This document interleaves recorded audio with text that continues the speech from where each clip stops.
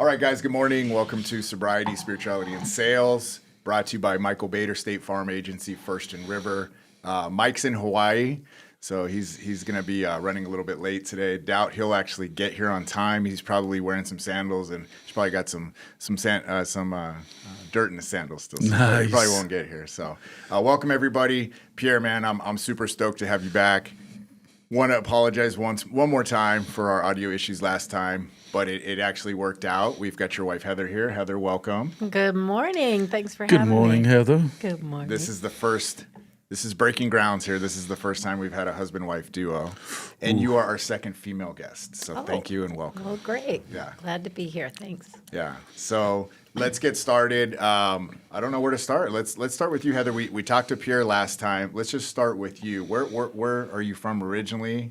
I grew up in Connecticut. Okay. And came out here to go to the U of A. It was kind of one of my first geographic moves to, get away from some of the behaviors and that I was in. And I thought, if I just go somewhere sunny. I was actually in college in Boston and making quite a reputation for myself in that year, and thought if I just went somewhere sunny, I probably wouldn't need to drink so much. So I looked up in the library, back in the 80s, we didn't have cell phones and all the stuff. So I went to the library, I looked up one of the sunniest cities in the United States and found Tucson, Arizona. And I thought, well, if I went there and it was just sunny more, I probably wouldn't need to drink so much. So, Did that work? it kind of did. It must have been some sort of calling spirituality that God must have heard me, because in that transfer time, I'd been accepted, and I remember my dad calling me and saying, "Congratulations, you wildcat." And I thought, well, what the hell's a wildcat?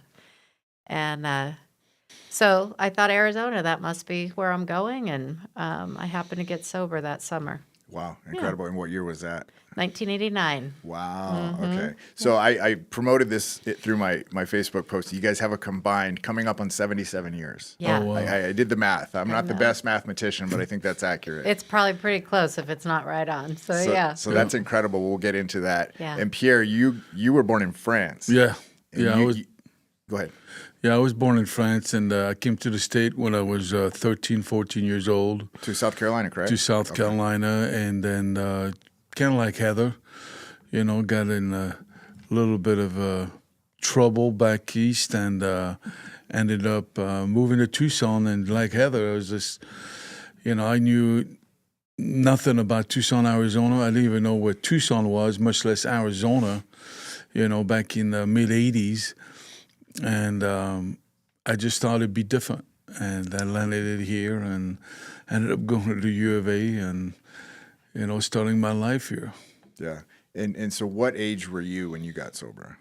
I got sober at 23 years old. Okay. And Heather, you? 18. Holy cow. Yeah. That's incredible. Yep, it is. When I go to meetings and I see young people doing the deal and just trying and stuff, I'm like, I didn't even know what AA was until I was probably in my mid-20s. And I was like, this ain't for me. Some lady's talking about her cat and how her cat's sick and this and that. And, it's going in one ear and out the other. So, wow, just incredible stuff there. I drank really hard and fast. I was, blackout, pass out drinker almost every time, and near-death experiences. And I thought, well, it's either I'm going to live this, boring, dull, and glum life in sobriety, or I'm going to die, and I had to make that choice. And so the book talks about that's not always the easy option. Right. It absolutely wasn't at the time. But I just thought, well, if I'm going to live, I'm going to have to give this thing a shot. Yeah. And I prayed a lot about it. I brought God into it, and I made some deals with God. If I have a good time on this thing with these sober people, I'll make it another day. And I kept having fun in spite of myself and in my mind. So I'm just so grateful for those early days of getting through it. So sobriety, spirituality, and sales, we'll touch on the spirituality and the sales. But, what really interests me is that at such a young age, for you guys to make that decision, and now I don't know if partying was better or worse back then than it is today, but talk about a little bit about maybe the identity that you had to shift to, or the identity that you had to break as this young, fun party person. I mean, was it ever a thought? Did that play into, you making changes, being harder to make changes, things of that nature? No, I mean, for me, it came down to the point, just like Heather was talking about, it was just life and death. even though I was so young, I was partying and using drugs like I've been doing it for 50 years. There was never going to be enough. If I opened something and it would be gone. If I got a bag of weed, it would be gone that day. It didn't matter what it was. If it was open, it was gone that day. So it was, this incredible urge and hunger to feed my addiction. And, so by the time I was 22 years old, I went in treatment at 22 and got sober at 23. But, I'd done more damage to myself than, most people do in 20 years. Yeah. So both life or death situations. For me, that's what I hung on to. In Alcoholics Anonymous, it talks about, being powerless over alcohol, and then there's another part of that step. But for me, I hanged on to that first part, and it was a life and death, and that's why I survived all those years, regardless of the bad decisions I've made throughout sobriety. I always hanged on to that I was powerless over alcohol, and it was not going to be the answer. So you're telling me, even though you got sober, things weren't butterflies and rainbows all the time. Is that what you're telling me? No, life still happens, man. Yeah. That's the beauty of life. You get your ups and downs, and I don't know if I talked to you about that last time, but somebody told me, says when you go to a hospital and you see a hospital room and you see a heart monitor, what do you see? And it goes up and down, and he says, it's just like life. If it's flatlined, you're dead. Right. So you're going to have your ups and downs, and you're going to make your good decisions, you're going to make your bad decision, and sometimes, your decision is just going to be okay. Right. But that's just what happened. We, as human beings, I believe, we learn through mistakes. We have to make mistakes in order for us to learn from them. Now, they can be big, they can be small. But if you don't ever make any mistake, you never grow. Right. No, absolutely. Michael Jordan's favorite line, I rather fail trying than not trying at all. Right. And that's what we do. We try something, we succeed, that's great. If we fail at it, well, we fail and we've learned the lesson. We can't do that. Right. You fail forward. Yeah. And the best batters in Major League Baseball, the Hall of Famers are what, 333%? Exactly. Or whatever it is. The same thing with a quarterback. Yeah.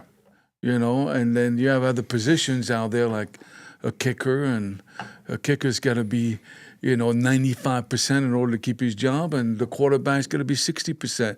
So it depends what kind of professional life. If you're a doctor, you can't make as many mistakes. Right. Yeah. But for me as a salesman, I was able to, complete my passes at 60%. Yeah. Interestingly enough, I just heard a video with sales trainer back east or wherever he lives talking about he gets paid more for his no's than salary people get paid just in general, right? You're because exactly if you think right. about it, if you're a salary employee, let's say you make 10 grand a month, but you're a sales commissioned employee and you get 200 no's, you're halfway through the month, but then you get that one yes, and that's a $20,000 yes, then it's all worth it. And I tell you, for me, I remember when I got the job in sales. I got my degree in accounting finance, studied for my CPA test. I was doing accounting, and then I got offered a sales job. Never sold an RV before. And what the guy told me, I told him, I make money, I got this. He says, what do you make? I told him, and he says, you got nothing to lose. And he was right. Yeah.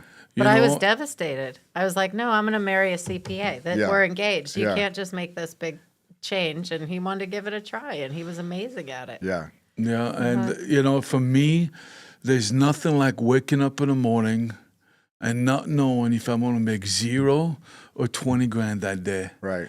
And that's amazing. I sat in a job when I was doing accounting, and that's when I realized I needed to make a change. I was sick for a week, and I came back to work, and I'm sitting in front of my computer doing, inputting some stuff, And I realized that it really didn't matter if I was there or not, did a good job or a bad job. I was going to be X amount a week. Right. It didn't matter if I worked my butt off or just like if I was sick for a week, I was going to get that paycheck. Yeah. Then nothing was going to change. Yeah. So what, for a lot of people, like, what's the motive to do better then? Right. You can be the laziest guy in the room and you're still going to make that much money. I think that as a business owner, as a salesperson, I mean, you're pretty much run your own business, right? I mean, I do. You go out there and hustle for your leads and network with people and do whatever you do, get the referrals and all that. Yeah. And it's really up to your personal development to dictate how well you're going to do that and how much you're going to get paid. Correct? Exactly. I have a friend of mine that has a business, and he was kind of struggling with, very successful, been around for a while, and we were talking about it, and I told him, I says, hey, just pay your guys by the hour and then pay them a bonus on accomplishments so that, if they make an extra 3 pieces that day or that week, they get a little bit extra motivation. Right. What happens is we get into this rut as employees that get paid the same amount. You don't grow and nothing changes. And you get bored and you get sloppy. And you don't perform as well. That's why the turnover rate is so high in industries. There's no carrot. There's no incentives. Right. I would agree. And, funny enough, I think that, there's a few qualities that make a great salesperson. One of them is an ex-addict or alcoholic or somebody who sold drugs because they kind of have a business mindset. They like that kind of hustle mentality a bit. But also either ex-athletes and or people that worked in customer service. Did you guys either have restaurant jobs? Yes. Growing up? Yeah. Okay. Oh, yeah, I was a bartender and a waiter. So you knew that aspect already of, hey, you got to, really get down on people's level and talk to them, make a friend, things of that nature. Sales is about relationships. Yes. 100%. 100%. People will spend more money with you if they like you. I've had people tell me, says, hey, you cost a little bit more, but I feel real comfortable with you, with your dealership. I feel comfortable with you to deal with you. And they ended up buying from me. I had people, I remember I had this guy lived in Buena Vista, Colorado, a little town in the middle of nowhere. Would fly all the way down here to buy an RV from me. Wow. And he had, 20 plus dealers on the way down here. Sure. And now the same guy with my guy at Lake Tahoe. The guy could buy anything he wanted. Yeah. But he would drive, and about every 3 years, from Lake Tahoe to Tucson to buy a motorhome here. Yeah. Yeah. You don't want to scratch your Rolex there. Oh, actually, no. This is a new U of A watch. Oh, is it? Okay. It's a tag. They're That's the only beautiful. guys. I had watched. They will put your school in there. Oh, wow. Yeah. Interesting. So Tag it's Heuer. check it out, man. It's, Yeah, you guys are big U of A fans. I know Oh, you guys yeah. go to all the Huge. games. Oh, yeah. Yeah, so Take a that look was at that watch. that was Christmas and Valentine's right there. Yeah. Uh-huh. That one is so cute. How much? enough. Okay. Yeah, enough. Well, no, for we can auction it off. We Christmas can No, hire it. and no, see, no. Yeah, there you go, Mike. I like your way of thinking. Look, he's trying to sell things right here off of your Exactly. body, Pierre. Yeah. What is it worth to you? Yeah. That's exactly the right It's a one of a question. kind as of right now. It is Yeah. right Yeah. now in Tucson. Yeah. And relationships in my business are so incredibly important too, and nurturing those relationships. It's when a sale closes, that is not the end of the relationship for me. It's really just the beginning. I love following up with people. I love seeing, initially making their dreams come true, buying or selling a home, but then following up and see what's next, Yeah, and because that's typically the biggest purchase someone will ever make. yes. And it's their sanctuary. It's where they live. It's where they invite people over for get-togethers. Right. Their friends and family, et cetera, et cetera. So it's a very, intimate. Absolutely. You know. Well, and then just building those relationships, even showing people homes, you're finding out things about people that most people will never know about them. So Yeah. it's pretty neat to be that invested and included in people's lives that way. Yeah. And I tell you something too. I just lost a friend of mine. He was his name was Rich Longton, just great guy, and he was a salesman, and he really cared for his customers. And he just passed away on Sunday, and his customers are calling the dealership, asking about him. They said, "What happened? When is the service?" I mean, if you're in the back room, getting paid by the hour or doing something. you don't get that. And I mean, the sales, like Heather's talking about, those relationships, it's after the sale. The guy, I had customers coming, how the kids doing? How's your son in football? How's this? How the girl? Hey, how's she doing in New York? The daughter's still cutting hair. I mean, it's amazing. It's like you sell something, but then all of a sudden you gain so much more. Or you become an extension of the family almost. Yeah. Oh, yeah. Yeah. That's pretty neat. I had that happen in the work I did at Homes Total. Obviously, you guys bought 2 cars from me. I'm definitely grateful for that experience. But, the trust that gets built with people, I still have people calling me, who should I go to? Who do I go to now? Yeah. And I'll say, okay, this is the guy I trust. This is who I, do business with. Hey, I just did that. I had a friend of mine calling me, and he says, hey, my uncle's looking for an RV. Who do I go to? I says, hey, just have him talk to me. I talked to him. I talked to one of the salesmen, Tyler, and says, hey, because I trusted him. He's a young guy, but he really cares for his customers. Boom, he sent him, talked to him, and now he's picking up his motorhome in March. Nice. Did a factory delivery on a big Dutch Star. That's amazing. Yay. So you got your cut though, right? A little bit, I got a lunch. Okay. Hopefully Fleming's or something. But it's not what it's about. It's about I wanted that customer to get what I would give him.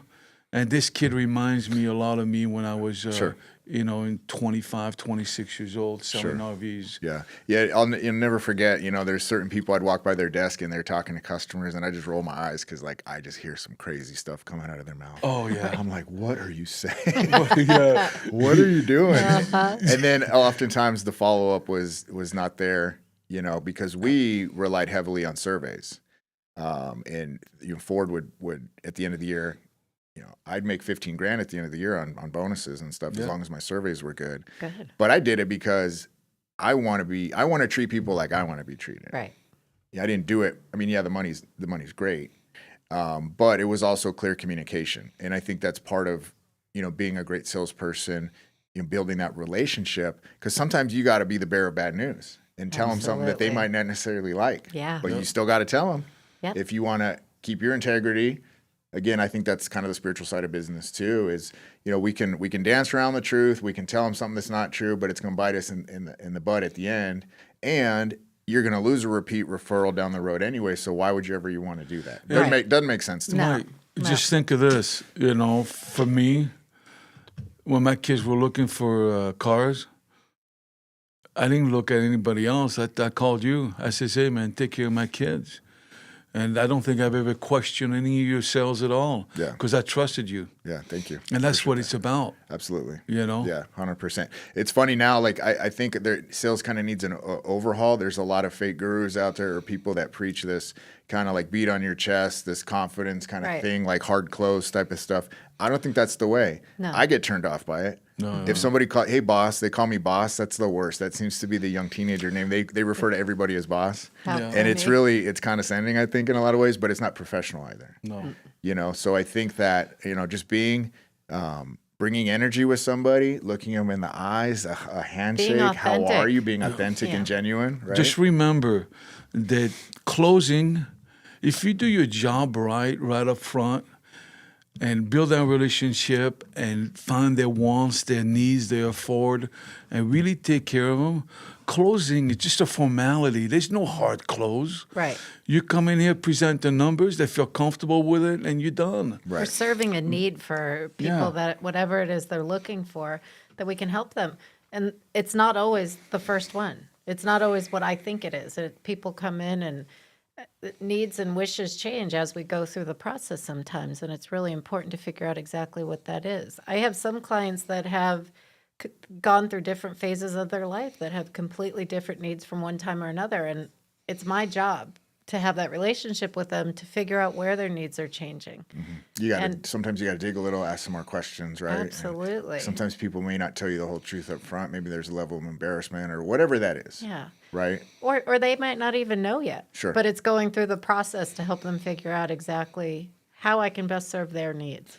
Sure. And sometimes they don't know what those needs are right off the bat, and that's what we sit together with and figure out together. Yeah. Yeah, what a blessing, right? To get to do that for people. No, yeah, absolutely. Yeah. And then that's why salespeople get paid the way they do, is because, it's a job that a lot of people, A, don't want to do, or B, don't have the capacity to. Order takers, people out there just taking orders and making it happen. I learned that from Pierre. Order takers, Yeah. Yeah, and they don't care about the product, Well, we just bought another car for her, and it's the same car, but it's got new stuff on it, and I was going to go all the way to New Mexico and. Came to my dealer that was closest to us. I ended up making a phone call to a friend of mine. I says, hey, listen, can you ask your husband, I know he's in service, if he could direct me to somebody. And we drove all the way on the other side of town to buy that exact same car because I wanted Heather to feel comfortable and on the purchase instead of care just of. being Right. the guy. I tell the guy, my wife, the biggest thing for her is direction. So the navigation was important to us, right? And the guy, I asked him about this car, and he says, I said, does it have navigation? No, but you could put the Apple CarPlay, CarPlay right, and you'll be fine with it. I'm like, that's not what I asked. Right. And I was turned off. As soon as he did that, I was done. Sure. To where when I called and the car was there, it had everything we were looking for. And the general manager got involved and says, hey, let me show you the car here. And this is my guy here. He'll take care of you. We'll answer every questions. And she felt comfortable. And they even came out to my house after and walked me through it all again and got my amazing. garage door set up. Yeah, so it was So it sounds like you do Service. business with them again, it sounds like, right? Oh, yeah. Yes. It's the same thing why I bought 3 Cadillacs. Because my service, I go in there, they know my name, and they take care of me. I make a phone call, they take care of me. Yeah. And that's what it's all about. Like Heather, it's a relationship after the sale. My boss, Bob Burden, was my mentor. And he said, Pierre, I don't care if they buy from me. If they get service from me, they will eventually buy from me because of the relationship we're going to build with them. So once again, it's about the relationship. Now Pierre's fired up. I like it. Yeah, I know. man. He's So- banging all right. on the table. I'm afraid it's going to come We're going to through in switch there. gears real quick. I have a Okay. question. Yes. So you said in early sobriety Yes. that you asked God to kind of show me, is this the path I'm supposed to be on? Right. Can I go out and have a good time tonight again in sobriety? Okay, that happened again. So did you already have a relationship with God growing up? Was that introduced to you as a child, or was that something that 12 steps brought on into your life? Your 12 mentor, steps completely changed it for me. So I grew up in a Catholic upbringing, Roman Catholic church, pretty tough stuff. Thought I was going to hell by the time I was in second grade. We've heard that one Yeah. before. Uh-huh. So it was kind of scary coming to AA and heard people tell me to choose a higher power of my choice. What's Right. that look like? Because I grew up being told there's one God, this is it, and you don't follow that, you're going to hell. Right. But there was something very comforting, and I realized that my God would want me to feel in a place of safety. And AA gave me the God of my understanding today, and it is beautiful. So you were able to kind of latch onto that right away, or develop that conception for yourself without a big struggle, it sounds like. I wish. I mean, I wish that it would have been overnight like that. But there was a lot of, I guess, of the old beliefs that had to go There's out. a lot of negotiating. Yeah, there was a lot of okay, try this. But, I was encouraged to try it over and over. Just, act as if. Act as if this beautiful imagination that I just brought up for my higher power is going to work. Hit your knees and believe in it, and it would work. And I thought, well, this feels a lot better than anything I ever did before out of fear. Right. So Right. When I guess, and also going back to what you said, it was a life and death situation. So, I mean, you were kind of pushed a little further in that direction, probably, Yes. Quickly, right? I Yes. mean, you knew that was probably your best thing to do at that point. Right. And I was told to just pray Yeah. and to, just believe in this power greater than myself, whether I, really believed in it or not. And I think I did a lot of the fake it till you make it and just move through the motions. And one day I realized I was really focused and relying on this power greater than myself and watching things come through in my life and manifesting through God, and it came to fruition. Isn't that incredible when you can, it says, the book says more will be revealed. And so when you can have some things that you've prayed on or meditated on and talked to God about, and you can see miracles happening in your life, like that just builds on your faith, doesn't it? Absolutely. All the time. And it's never stopped. Yeah. So, and, in sales, and, Pierre and I love having Pierre in my life with my sales, because I can talk to him about things. And like when I'm going through a lot of fear, or I have so much control on something and I can't seem to let it go, and I hate it and love it at the same time, when he says, Heather, you got to just let it go. You got to give it to God. Have you given that to God? And all the stuff's going on in my head about what I really want to say to him, but I know he's right. And, sometimes I can even get to that place now by myself, and it's so freeing to know that I really don't have the control over this. Yeah. But I try. I get to these places where I'm so sure that it's hard to tell sometimes where my footwork and God's will are intercepting, and to stop short of taking full control of things, because they never work out quite right. But if I can bring God into that situation and ask for guidance and help there, it always works out. And that's what I was mentioning. The flow state for me is my best time, because I'm disciplined in what I can control the controllables, and I can leave the rest up to God. Melissa's sponsor, helped her get sober, just passed away. She had brain cancer. She passed away sober.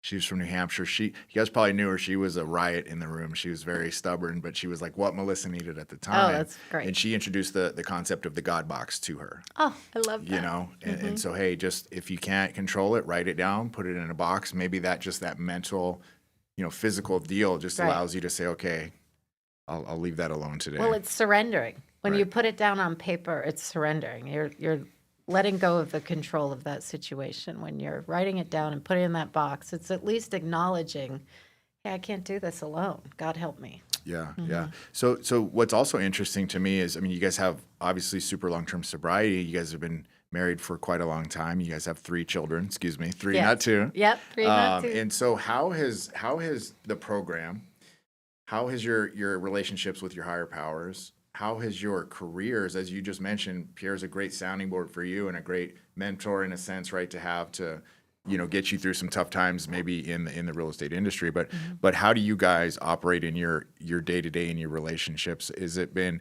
easy over the years? Have you had some difficulties? Have you had to, go Just smooth sailing since day one. Man. Oh yeah, no problems. Smooth as glass. Yeah, we've got these 12 steps. It just brings us right through. No, Mike, there have been times over the years, and I think that we went through some hard times. If there's anything that makes you grow in sobriety, I think it's a relationship that you want to work, because it makes you work your program through everything.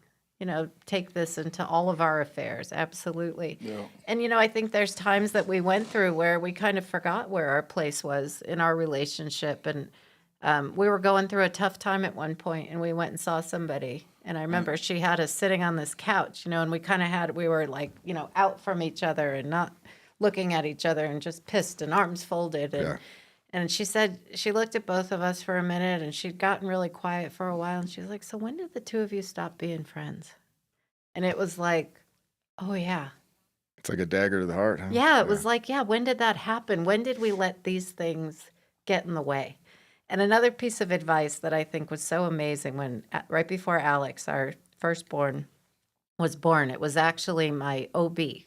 Like as we were, I think our last appointment before I was about to give birth, and he said, it's really important for the two of you to remember that you married each other.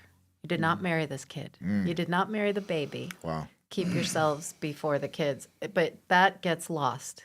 And you have to keep coming back to that, because when you're two people with different ideas raising children, there are going to be times when you see things really differently in raising kids. Yeah, one of the biggest advice that I could give, and I told Lauren, my daughter, who got engaged, and her husband, I said, if there's just 2 things to remember in a successful relationship, is communicate and compromise.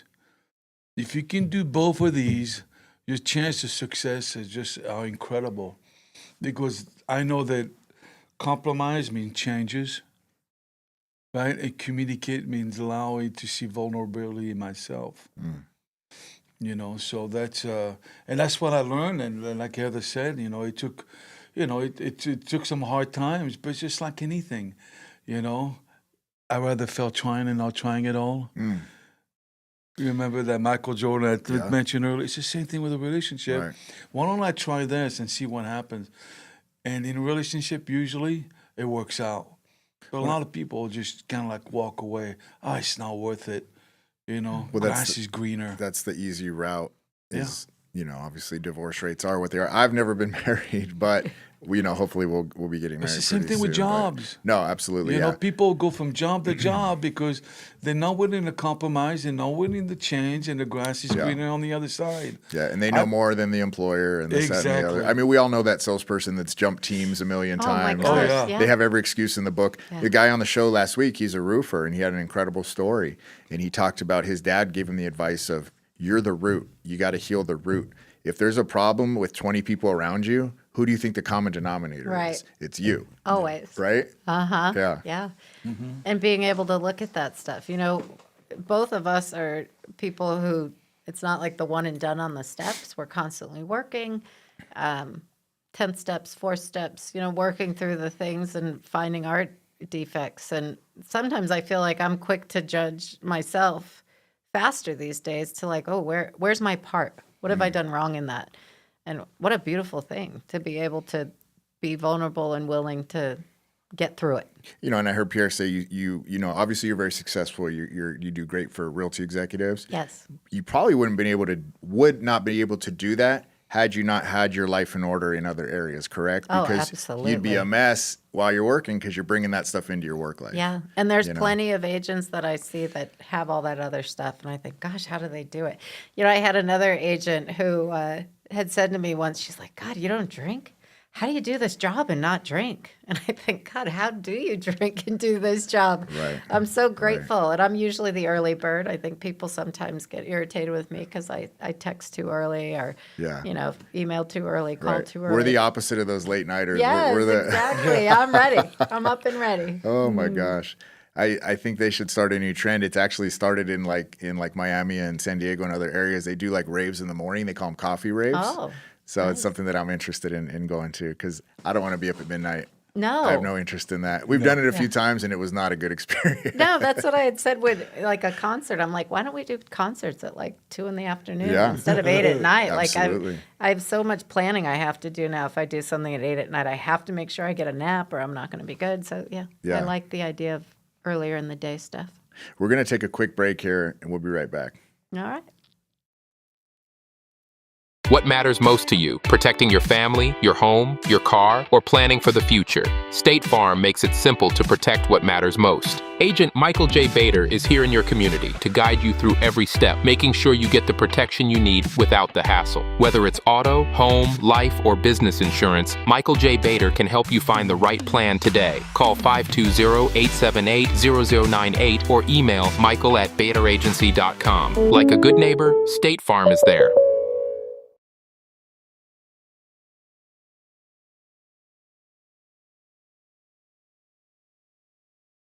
Didn't hear you, sorry. Are we on? Yeah, I think so. Hi, I heard the countdown. I thought, what's Mike doing? We're back. Thank Yay. you, guys. Sobriety, Spirituality, and Sales. Mike's on vacation. He's coming back from Hawaii. Show's brought to you by Michael Bader, State Farm Agency, First and River. If you need a quote, please check him out. We've got the lovely Pierre and Heather Arnaud, which I think I'm hopefully not butchering that last name. No, you have it perfect. And Arnaud, let me tell you, Arnaud, like there are no reasons to look further for your Tucson realtor. There you go. I like that. I like that. Yeah. And I have an Arnaud connection also in California. So my Ventura little brother, area. and he's sober 30. As long as Alex is alive, 31 years. Alex is alive. Wow. He came in when Alex was about to be born. About to be born. He came and stayed with us. Went to a meeting and realized that he needed to make some changes in his life. And, wow, that's incredible. And he helps hundreds. So if you step back and think about that, you probably played a part in him saying, "Hey, someday you got to look yourself in the mirror. If you've got people around you that have changed and you can see there's a distinct change in them, that brings you closer. Because I think a lot of us, we don't want to be told what to do, but Right. on the same token, it's nice to see that's the leadership part of it for me, is seeing what other people are doing, seeing it's giving results, whatever, and then you can come to that conclusion on your own.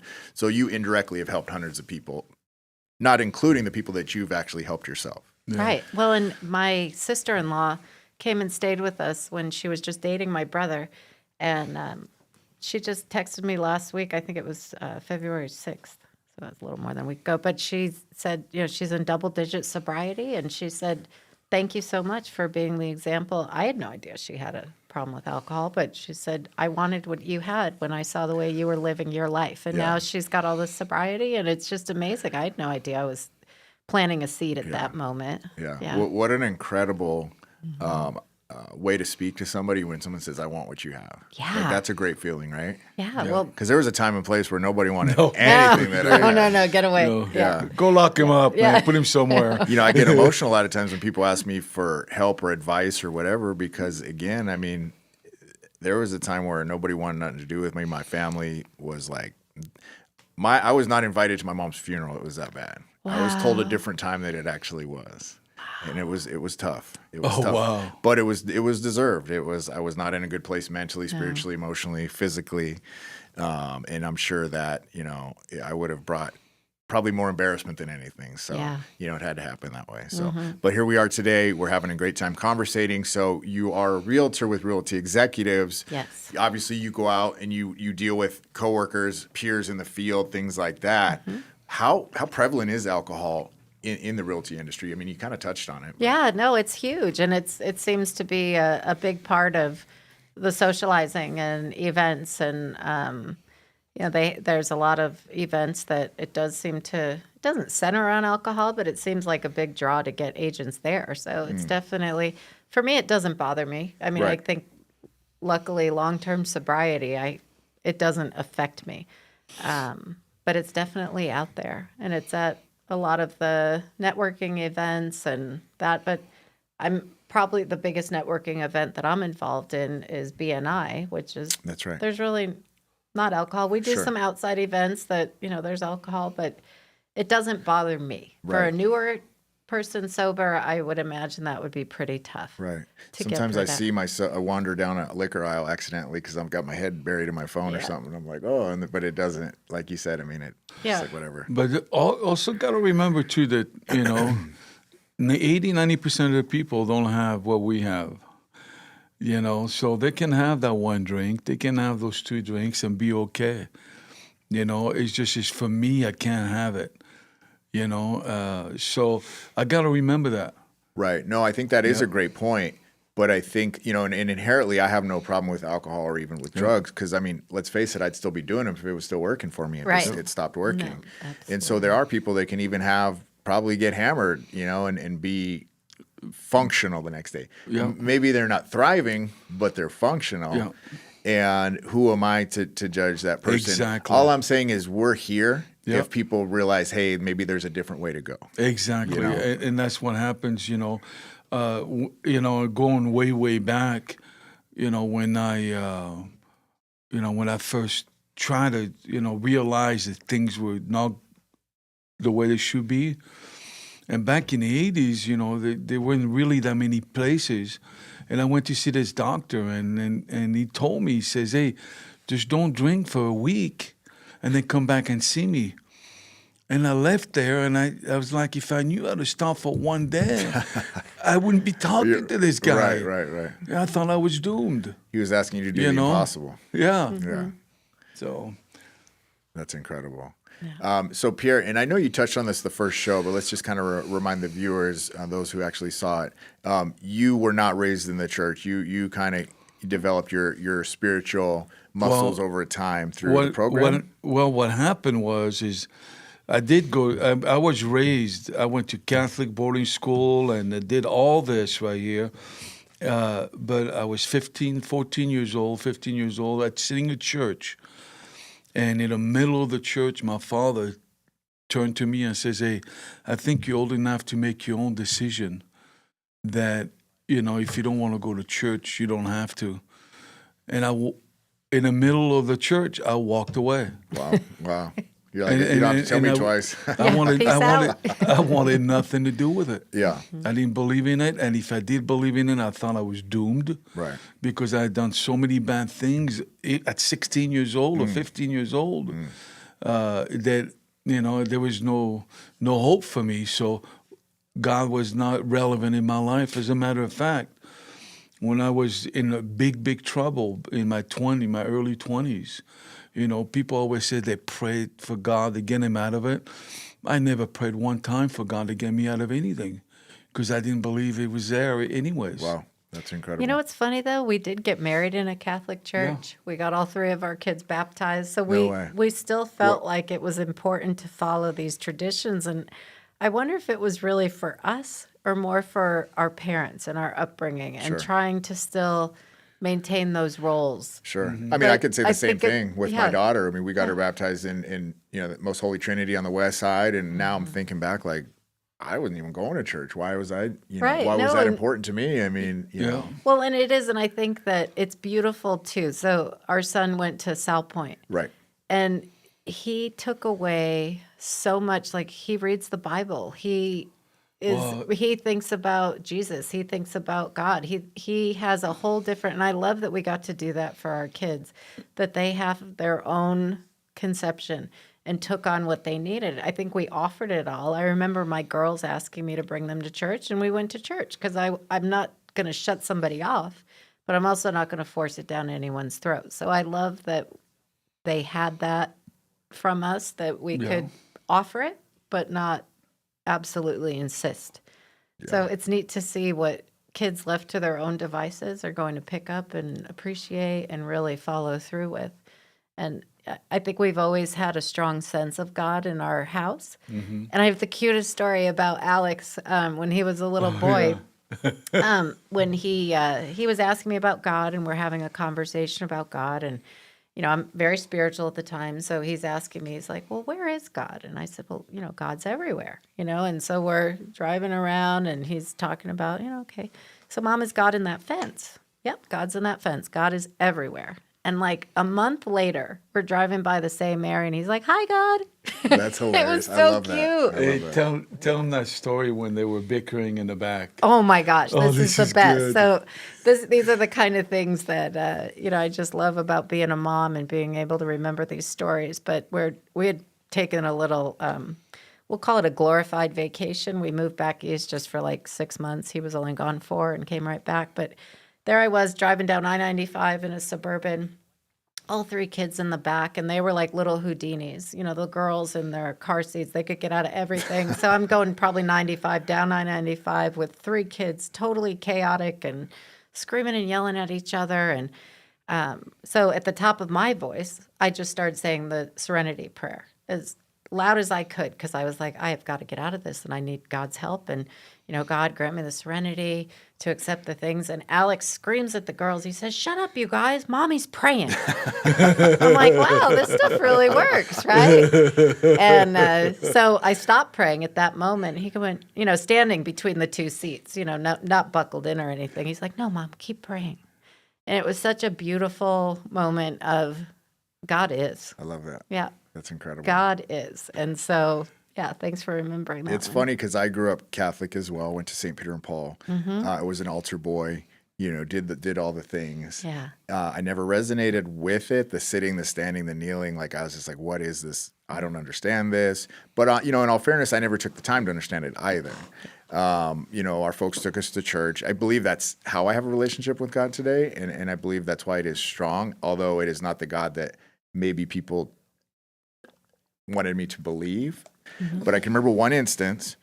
We had to memorize a prayer. I'm standing in line in the hallway. I'm shaking in my boots because I don't know the prayer and having to go in front of some priest. Mm-hmm. And in that moment, I kind of disassociated from it. I said, if this is what God's about, I don't want nothing to do with it. Right. But And I was isn't it- always in trouble in detention and everything. So it was just, Yeah. Isn't it funny? We have the same story. Yeah. I was left-handed and I had red hair. I was screwed. The rulers on the hand. Boy, I remember that too in Catholic school. I remember them making Ricky Montefusco, like he threw something and they made him stand up on a table. It's like the last day of school. Everybody's full of too much excitement and energy. And they made him hold his arms out. And then they made everyone in the classroom take turns not to let him put his arms down. Yeah. I mean, just That's awful. Yeah. He Yeah, was a that's lucky kid because for me, they put books on my hands. Oh, So I had to hold them. I had to hold the books like this. that's and- terrible. Oh, yeah. I just think it's so funny, though, that God, there's so many different avenues and facets to find God. I mean, whether it's Buddha or it's Jesus or it's whatever, all the different facets it is, but the answer is always God. And I love how God took Alcoholics Anonymous, all of these drunks, these people that normally may not mix, and the solution is God. Right. And it doesn't have to look like Jesus. It doesn't have to look like Buddha. It can look like a book or a doorknob, for goodness sakes. I mean, I don't recommend that, but Yeah. there's not something so strict, because as alcoholics, following rules is not something that we like. Sure. But being able to make our own conception Sure. of what feels right and honest within us, Sure. how beautiful is that? Well, they were good salespeople because Yeah. we know in sales too, it's the same concept, right? Right. You lead someone down a path, you ask all the questions to get them to make their own decision. Yes. Exactly. And I think for me, my big spiritual awakening, or one of them at least, was, okay, I had a couple months sober, whatever it was, and I'm like, all right, let me buy the books, let me start doing all this research, what's real, what's not. Really what I found is it all kind of pointed to the same thing. Right. All the principles that are in the 12 steps are everything in every other spiritual teaching you'll ever read. Amen. So it was like, they're the onto truth. something here, this Yeah. is Well, good stuff. my sponsor's got a great line when he talks about AA, and he says, what we do in here, we talk about booze and God. Mm-hmm. That's it. That simplifies everything, Yeah. Yeah. I think what's tough for a lot of people is it's hard to know who you're going to be without it. Yeah. I think, again, going back to identity, a lot of Right. people are so tightly wound to this identity of, I'm the fun party guy. I'm the guy that has the bourbon Yes. collection. I'm the guy that goes out with the guys every Saturday night and we have a great time. And I'm this is my persona, whatever. So you take that away. Well, what's Who am left? I? Who am Right. I? Right. How do you Well, fill that hole? Listen Mm-hmm. to this. This is, I'm coming up on 41 years sober. I'm definitely going to listen to this because that's a long time. Yeah. All right, so I'm on Facebook, and this guy is talking about his product and what he's making. He's making, glasses out of wood, the same wood that they cultivate the bourbon in, and he's going through the whole process. Now, I haven't touched a drop of alcohol in a long, long time. That makes you thirsty. But in my back of my mind, I'm like, man, that'd be really cool to own. And then I'm like, well, where would you put it? In water? Yeah. But still, it's amazing how it's still in the back of your mind.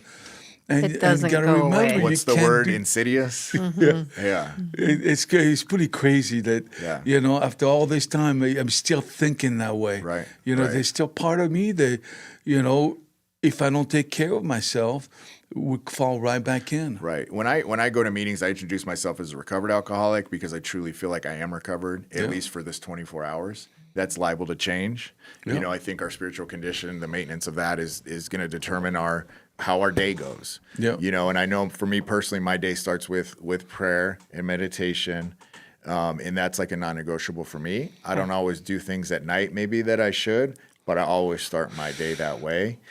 Sometimes I'll do a gratitude list. Sometimes well, Heather, I'm just curious, what does your morning routine look like? Like, how do you connect? How do you get your day started to be able to go out in the field and sell some houses? I just love it when my day actually starts with God and I forget about me at first. So my days are much better, and occasionally it doesn't happen that way. And I get kind of halfway through my day feeling a little squirrely, and I probably call Pierre and tell him how horrible life is, and he'll say, "Did you pray today?" Yeah. And I want to say something to him, but he's right. You're right. Yeah. So And I have enough people in my life and reminders to bring me back to that. But yes, starting Right, with and you can God. always reset your day, correct? I mean, you can always start over. Absolutely. Start it right? over. So And it's that's not a lost cause. No, and Yeah. what a gift that is to have learned that just because I've started off on a wrong foot doesn't mean I have to stay that way. Once I recognize it, I can get back into the motion of, wait, God, let me bring you in this because it always goes so much better. Mm-hmm. So yeah, I try to start my day with meditation. It doesn't always work out that way, but I know that I can always get right back into it. And I'm quickly reminded now. It doesn't take long for me to realize that I'm trying to run the show. Yeah. And need to stop it. Pierre, do you find yourself, and I know it's probably kind of a touchy subject with the students at South Point, but I mean, do you find yourself, speaking life into these young men and teaching them stuff outside of football that touches maybe on, hey, emotional regulation, on not self-sabotaging as you get older, like subjects that are kind of I've heard him alcohol, do drug that, related, yes. but they're not saying that specifically. Well, it's just if you just get the alcohol out of it, right, and just the way you live your life, and that's what I try to bring to them. You know what I'm saying? It's do. not that they're drinking or doing drugs or anything like this, but it's just the mental part. How you can sabotage yourself with negative talk. And that's what I talk about. I said, I tell my guys, I specialize with kickers and long snappers and holders, and they got to be perfect. I mean, they do. They can't, the holder can't afford, to do this. The kicker can't afford to miss a kick. The long snapper can't afford to throw it over the head. And they have to be perfect. And I tell them, I says, it's not about the last snap, it's about the next snap. It's not about this kick, it's about the next kick. Whatever you've done, regardless if it's good or bad, the next one's the most important one. And your mental talk, your positive, I tell these guys, the mental toughness, be mentally strong. So I bring a lot of that, and that teaching, the stuff that I've learned in sobriety and the spiritual stuff. I talk to them, and I'm not afraid of throwing God in there. Yeah. Because he's such a big part of my life. You talk about on the way up here. I prayed, that's how I started my day. I'm driving up here, took a few minutes. She was doing something, and I did my serenity prayer, and I did my 3 steps, and just get my day going and guide me through. And she was talking about helping somebody, and I thought about it, and I'm like, I always ask to help somebody in need, but it doesn't have to be somebody in Alcoholics Anonymous. Absolutely. It can be somebody else. Yeah. And I'm like, well, that's what it's all about. It is. And what a great feeling too. I mean, I get energized when I'm able to help somebody and you're not asking for anything back. You're not expecting anything back. You're not going to get anything back. I mean, just truly helping another human being is just an incredible experience. It is. It doesn't always start feeling that way. Sometimes, I have to put myself aside because it's almost like an inconvenience. But oh my gosh, when I get out of myself and go help somebody else, that feeling after, like a high. Yeah. You feel like amazing. And I think one of the principles of the program is doing that, correct? I mean, hey, if you're in self-will, if you're feeling crappy about yourself, get outside yourself. Go help somebody else. Right. It's not easy all the time, though. But it gives the results. It does, yeah. The most satisfying thing is doing something anonymously and watching them react and knowing you did it, but they have no clue you did it. Yeah.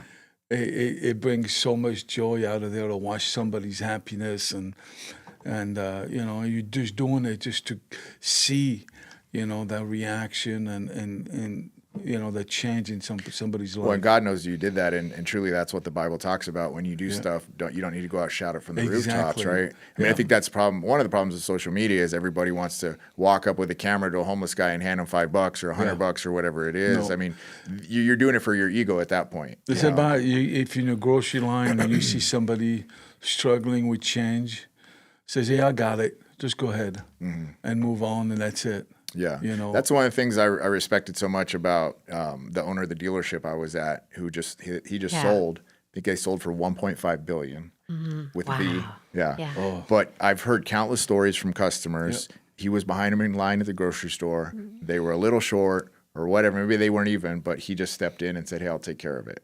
you know, and just what an incredible opportunity, and how blessed are you to be able to just be a blessing to other people, Right. you know? So It makes somebody's day, you know, and most of the time they'll pass it on. You know, so you've helped this person. Now this person is going to help this person, and this other person is Contagious. going to help Yeah. this person. And all of a sudden, you know, you got 10, 20, 30 people helping each other, not knowing anything about each other, just helping. right.